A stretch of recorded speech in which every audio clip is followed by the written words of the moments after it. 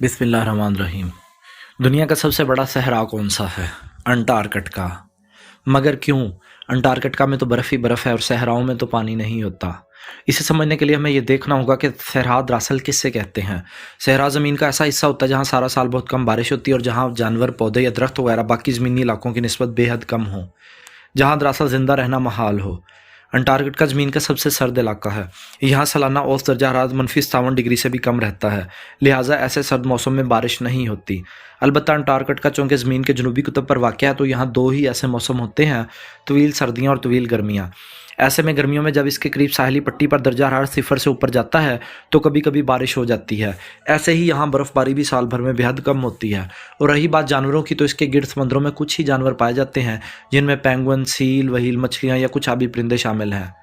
Penguin Antarctica پر یہاں کے قریبی ساحلوں پر جمی برف پر کالونیوں کی صورت میں رہتی ہے اور یہ تعداد میں اتنی زیادہ ہوتی ہے کہ انٹارکٹکا پر کام کرنے والے سائنسدان انہیں گن نہیں سکتے، لہٰذا وہ خلا میں سیٹلائٹ سے لی گئی تصاویر سے ان کی کالونیوں اور تعداد کا اندازہ لگاتے ہیں۔ سفید انٹارکٹکا پر خلا سے ان کی کالونیوں کو ڈھونڈنا آسان ہے۔ ان کے پاخانے کا رنگ جو سرخی مائل بادامی ہوتا ہے، سفید برف پر خلا سے دیکھنے پر اس رنگ کی لکیریں نظر آتی ہیں جس سے ان کی کالونیاں بآسانی ڈھونڈی جا سکتی ہیں۔ اور رہی بات پودوں کی، تو اتنے ٹھنڈے علاقے میں جہاں ہر طرف برف ہی برف ہو، کون سا درخت یا پودا اگ سکتا ہے؟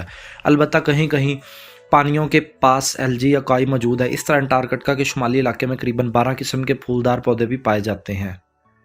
اتنی ٹھنڈ میں دنیا کے ایک الگ تھلگ سے کونے میں یہ پودے کہاں سے آئے؟ اس کی کہانی کچھ طویل ہے، مگر مختصر یہ ہے کہ آج سے قریباً 20 کروڑ سال پہلے انٹارکٹکا، افریقہ، انڈیا، آسٹریلیا اور جنوبی امریکہ یہ سب ایک بڑے بر اعظم کا حصہ تھے جسے گونڈوانا کہتے ہیں۔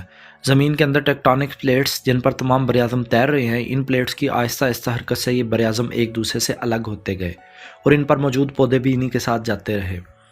انٹارکٹکا سے آہستہ آہستہ جدا ہوتے کھسکتے ہوئے آج سے تقریباً 7 کروڑ سال پہلے زمین کے شمالی قطب تک آ پہنچا۔ یہاں سخت موسموں کے باعث بہت سے جاندار وقت کے ساتھ معدوم ہوتے گئے، مگر چند پودوں نے اور جانوروں نے ارتقاء سے گزرتے زندہ رہنے کا فن سیکھ لیا۔ ہم یہ سب کیسے جانتے ہیں؟ کیونکہ ہمیں انٹارکٹکا پر اور دنیا کے دوسرے بر اعظموں پر پرانے دور کے ایک جیسے جانداروں کے فوسلز ملے ہیں جو اس کہانی کو مکمل کرتے ہیں۔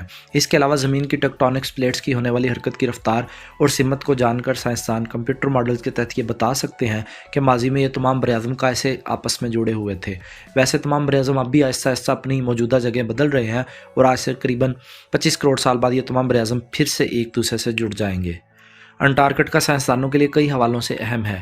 یہاں سارا سال دنیا بھر کے سائنسدان مشکل حالات اور سخت سردی میں رہتے ہوئے بھی سائنسی تجربات اور دریافتیں کرتے رہتے ہیں۔ ناسا بھی انٹارکٹکا کے موسم اور یہاں ہونے والی تبدیلیوں کو خلا سے مانیٹر کرتا رہتا ہے، جس کا مقصد دنیا میں ہونے والی موسمیاتی تبدیلیوں کا اثر جاننا ہے۔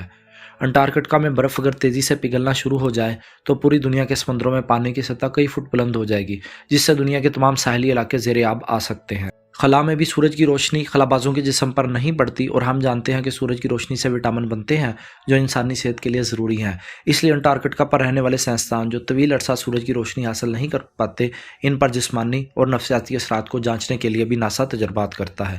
مگر سب سے اہم یہ ہے کہ ناسا کئی یہاں ایسے روبوٹس کو بھی ٹیسٹ کرتا ہے جو مریخ پر بھیجے جانے ہوں۔